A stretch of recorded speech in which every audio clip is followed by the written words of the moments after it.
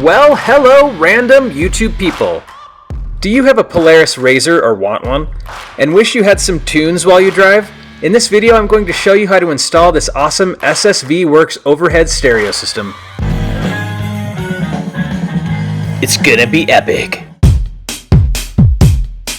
Subscribe. Well, let's get straight onto the install. To show you better angles, I'm going to pull my RZR out of the garage. We have a speaker system like this for our other RZR, and it's quite awesome, and we've loved it, but it doesn't have Bluetooth, which has been a real drag.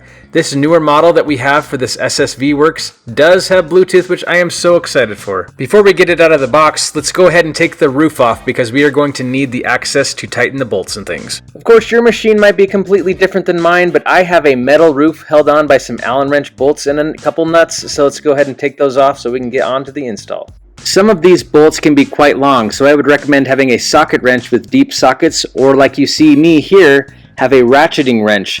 That will really speed up the process of getting these nuts off. Keep all of the nuts and bolts in a safe place so you know where they are when you go to reinstall your roof. Unlike some other RZR roofs, this roof is not one solid piece. This is two separate pieces, one for the front, one for the back. They have different bolts on this particular section in the middle, so I need to go find a much smaller Allen head wrench to disconnect these bolts. It's time-lapse time. Alright, now that all the bolts have been removed, I can take this front panel of the roof off, and I'm going to store the roof somewhere and hopefully I don't scratch it along the way. But now we have access to install our awesome SSV Works stereo system. Alright, let's go ahead and unbox this and see what's inside. Alrighty, so we have some information, some detailed instructions, step by step, and then we have the unit itself in here.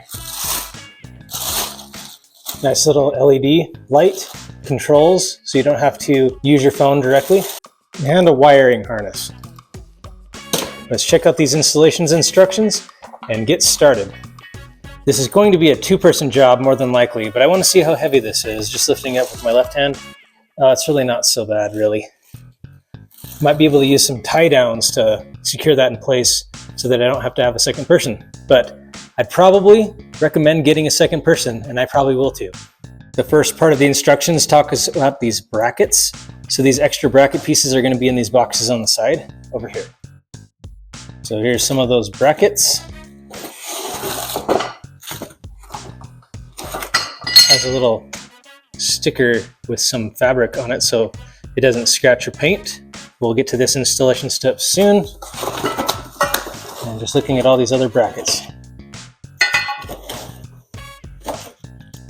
So these most likely are going to be what holds the speaker on from the top. You put the bracket on like this, and it will screw to the top part of the head unit like this. We'll get to that a little later. Let's go ahead and see what's inside the other box. More brackets, more wires, and additional ones of these brackets. All right, now onto the install. Step one, and an important thing, is to disconnect the battery when working with electronics.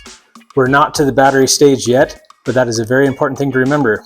Step one, or A, is going to put this faceplate down over the surface of this section of the faceplate on the back side and screw in the holes. In order to start putting these brackets on, I'm going to need to flip this head unit over. Now the first thing we're going to do is put these brackets on. It does not matter where they go. You can see they fit in all places. There's 4 of them. We need to attach them with 4 bolts, 2 on each side. So I got a set of bolts and washers. And that's an 8mm, so I've got an 8mm socket as well, and an 8mm wrench, just in case. Just putting a washer on the nut, and I'm hand tightening it. You can see on this, there's a little bit of blue Loctite on it. Just doing some hand tightening first.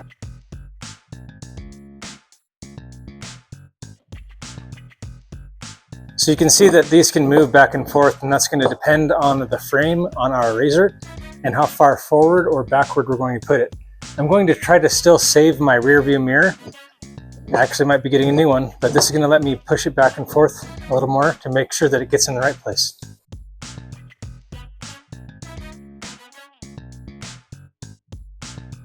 Now comes the time where we tighten those bolts with a socket wrench. Again, this is 8mm.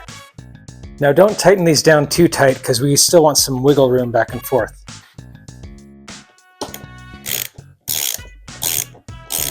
Now do not use any power drills or an impact driver to tighten these bolts. You are going to bust the head off and it's going to be a big pain in the butt. Just do the hand tightening socket wrench kind. It's going to save you a lot of time and frustration, trust me. I'm just doing it till the bolt barely touches the washer. Not too tight, so I can still slide it back and forth a little bit. Now we are going to attach the support brackets to the brackets we just tightened down. The support brackets are a little different than the tension bracket. This one's the tension bracket, this one goes on the bottom. And then these are the support brackets. They have more holes, if you will, they're a little bit longer. The tension bracket's the smaller one, the support bracket is the bigger one. These are the ones that we are going to be adding to all 4 sections here. Now, as per the instructions, there's 3 bolts here, and they go from the bottom or the top down. So the support bracket is going to go underneath these brackets here. So here's my support bracket. I'm going to put it so that the curved part is facing down, and with the speaker facing down at the same time, obviously. So here we go, coming from the top side with more of those 8mm bolts. Again, bracket opening curve facing down. All right, on with my socket wrench to tighten these up. I'll tighten it once it's actually installed, but tight enough that it's not going to fail on me. Next, it's telling us to run the power cable from the top of the frame down to the bottom where it exits right here. I'm going to need to remove my side view mirrors to expose this hole for the wires to come out. But let's show you where that hole is. You can see in the roll cage, just above your head, there's a hole right there. That's where we're going to pass in the wires. And the wires are going to go all the way down inside and pop out down here somewhere. But I have to remove these side mirrors to expose where the hole is. I think I can feel it right here. But just to be safe, I'm going to take off that side mirror. And the wire is going to come down this hole right there. As you can see, I started pushing the wire down the hole from the top and it is poking out the bottom of that roll cage. Now I'm going to take the rest of the wire and poke it down this little hole you can see in the plastic of the razor, and then later we'll show you where that wire goes after that.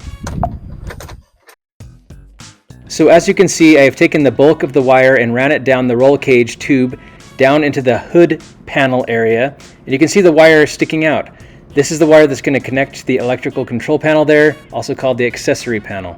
Here I'm just showing on the top of the roll cage I have some weather stripping for the roof so that it doesn't rattle when you're rolling around. I'm just going to set it right on top of that weather stripping and tighten down the bolts, and then cut the weather stripping around the other side. And here you can see for my first attempt by myself, I'm trying to put the head unit or the speaker system in the passenger seat so I can lift it up from the inside. And here you can see I had only installed the brackets on one side of this head unit, and I realized that it's on the side closest to me, not the one further away, which I was trying to connect to. So I got to try again. And because I am trying to do this DIY all by myself here, I decided to grab a tie down from my truck, and I'm going to run a loop that I'm going to use to help me lift the sound system into place just by myself. So now I'm going ahead and sitting inside the driver's side of the RZR, and then I'm going to take the head unit and lift it up over my head. And I'm going to put the right side higher than the left side so that the right side clears the roll cage, and then make sure I put the left side on the roll cage and then bring the right side down, and it works just great. Ironically though, it did not work this well when we tried to install the exact same speaker unit in my father-in-law's RZR. He had to sit in the RZR and hold the head unit up while I put the brackets on the top and tightened them down. So fortunately for me, in this 4-seater, it worked great, but my father-in-law's RZR is a 2-seater with a more narrow frame, so in this case, you couldn't just do it by yourself. It had to be 2 people. Now I am just walking around the RZR and looking at the brackets and making sure that my brackets line up with the roll cage correctly, so that when I tighten it down, everything is going to be just right. And I'm noticing that I'm going to need to add a little extra space in the front so that I can add my new rear view mirror.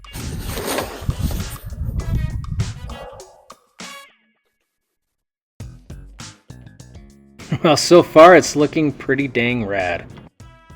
From the top view, you can see that the speaker system is hanging nicely on those 4 brackets, the support brackets. Now comes the time for the tension brackets. These are the ones that slide in from the bottom, and you can see there's a nice little hole that it'll just slide right into. That's what she said. There will be 2 8mm bolts that connect the tension and the support brackets together, and we drill those in from the top down. So you don't have to worry about trying to stick a socket wrench up that hole. They just go from the top down, as you can see. So we're going to spend our time here just lining up all of the bolts and tightening them down and leaving it a little bit loose so we can make sure that we line it up along the way.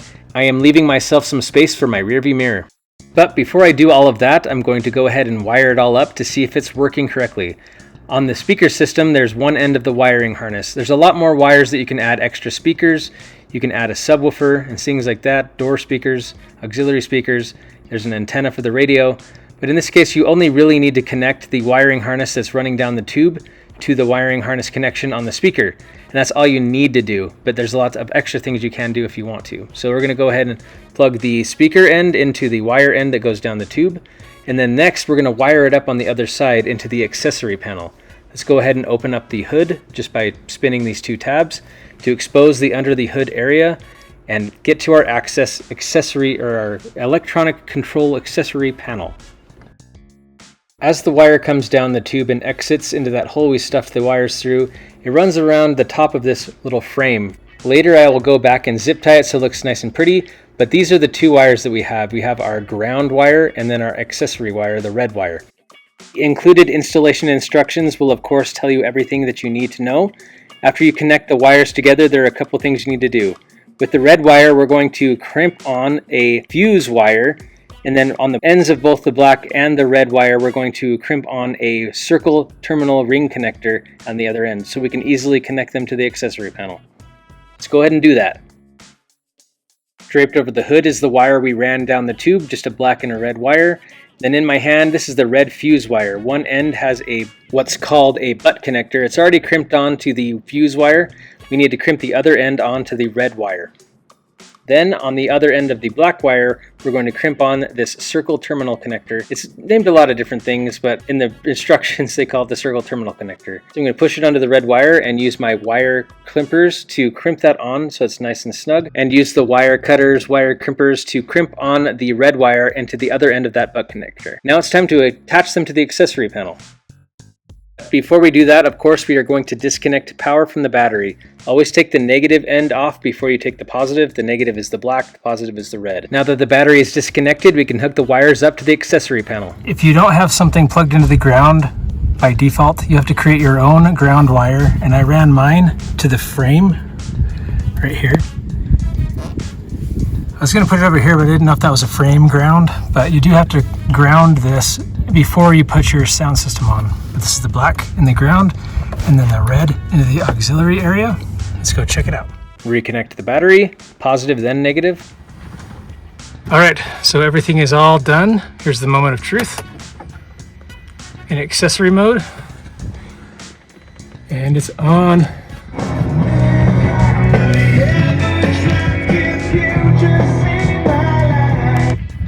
I'm gonna change that because YouTube's gonna make me take the video down if it captures something it recognizes that's copyrighted. Sweet. Now that we know everything's working, we need to put everything back together. Look at that awesome rearview mirror. I'm gonna send the rest of this cable down the pipe so that I can zip tie it down there and it's not all dangling up here above the roof. I actually decided to run the power cable under this bracket to keep it even more out of the way. I've gone ahead and pushed the bulk of that wire from the top down the tube, and it's sticking out the hole by the rearview mirror. Now I'm just putting it down the hole in the plastic of the razor right there, just so that all of the bulk of the wire is going to be under the hood. And I'm going to zip tie it to the frame and make sure that it's out of the way. Now you can see I've grabbed some zip ties and I've zip tied the wire to the frame, and I've bundled the bulk of the wire here behind this major part of the frame here so that it doesn't get damaged. And then the black and white wires from the other end just run right up to the accessory control panel, and it looks nice and snazzy. Of course, the last part of the installation of the actual speaker system itself is to go through and tighten all of the bolts and the nuts that hold up the speaker system with those mounting brackets. This is the longest part of the installation process, to be honest. You just got to sit and line it up, make sure that everything looks good and it lines up correctly, and sit and tighten these bolts. So this came with a pad, and I'm not entirely sure what it's for. The instructions don't say.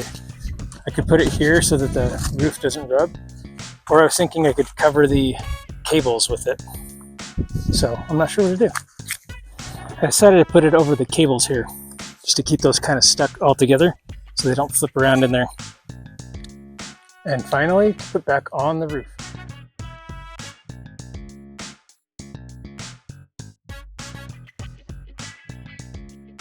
And there we go.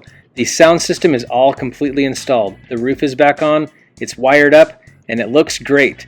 Let's go ahead and see if it also sounds great. Let's play around with some of the Bluetooth controls as well. So I have an old iPhone 5. Let's see if we can attach to Bluetooth. There we go.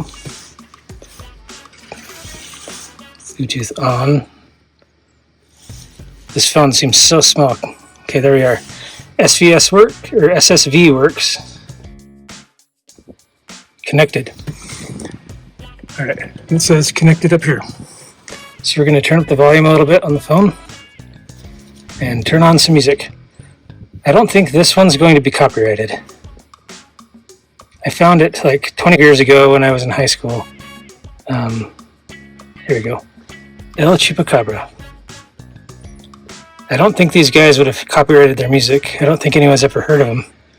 I sure have, though. I love this song. Oh, there we go.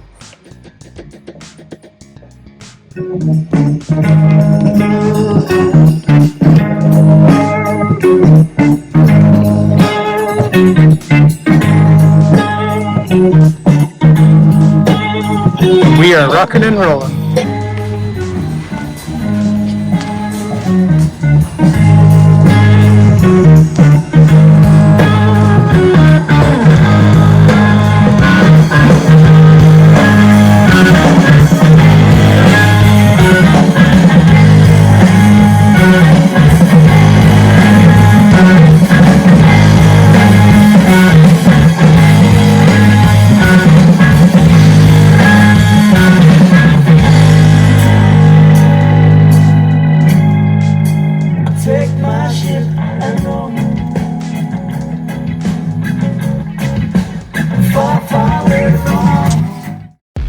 If you made it to the end of this video, thank you so much for watching.